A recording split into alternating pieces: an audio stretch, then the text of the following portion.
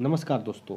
जैसा कि आप जानते हैं कि रिन्यूएबल एनर्जी दुनिया के लिए कितना ज़रूरी बन गया है और जैसे-जैसे क्रूड तेल की महंगाई बढ़ रही है, वैसे-वैसे दुनिया भर के कई देश अल्टरनेटिव एनर्जी को तेज़ी से अपनाना शुरू कर दिया है। ऐसे में सोलर पावर, विंड पावर का डिमांड काफ़ी बढ़ चुका है।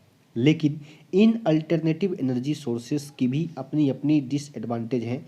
जैसे कि कई बार आसमान में बादल होने की वजह से सोलर पैनल सूर्य से एनर्जी को कलेक्ट नहीं कर पाती है, जो कि सबसे बड़ी चुनौती साबित होती है। ऐसे में अब एक नई डेवलपमेंट सामने आई है। अब सौर ऊर्जा से बिजली बनाने के लिए अब सूरज को बादलों से बाहर आने की बाध्यता नहीं होगी, यानी बादल हो या ना हो कोई फर्क नहीं पड़ता। और इसके साथ साथ सोलर पैनल की भी आवश्यकता नहीं होगी। ऐसे में आप सोच रहे होंगे तो सोलर पैनल ही नहीं होगा तो बिजली कैसे बनेगी?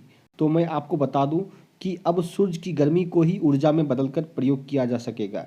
इसके लिए वातावरण में कम से कम 10 डिग्री सेल्सियस टेम्परेचर होना चाहिए। आपको बता दें कि यह संभव होगा MMUT यानी Madan Mohan Malviya university of technology Gorakhpur के असिस्टेंट प्रोफेसर डॉक्टर प्रशांत सैनी के नए सोलर प्लांट से, जिसमें बादलों के पीछे छिपे सूरज से भी एनर्जी प्राप्त करने की क्षमता होगी।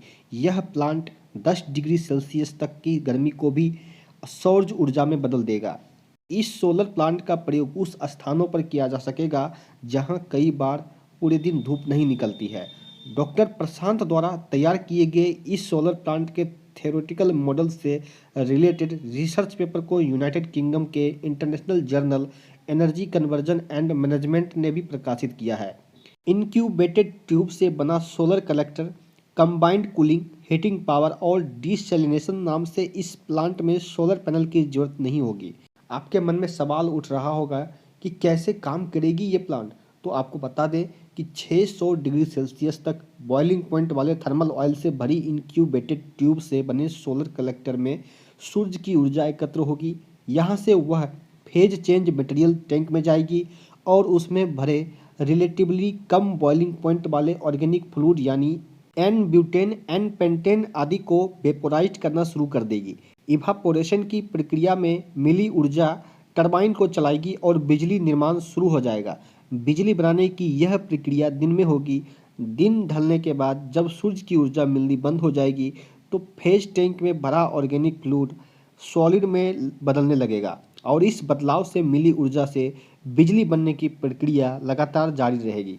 डॉक्टर प्रशांत के अनुसार ऐसे स्थानों को ध्यान में रखकर शोध किया गया है जहां सूरज का प्रकाश कम पहुंचता है।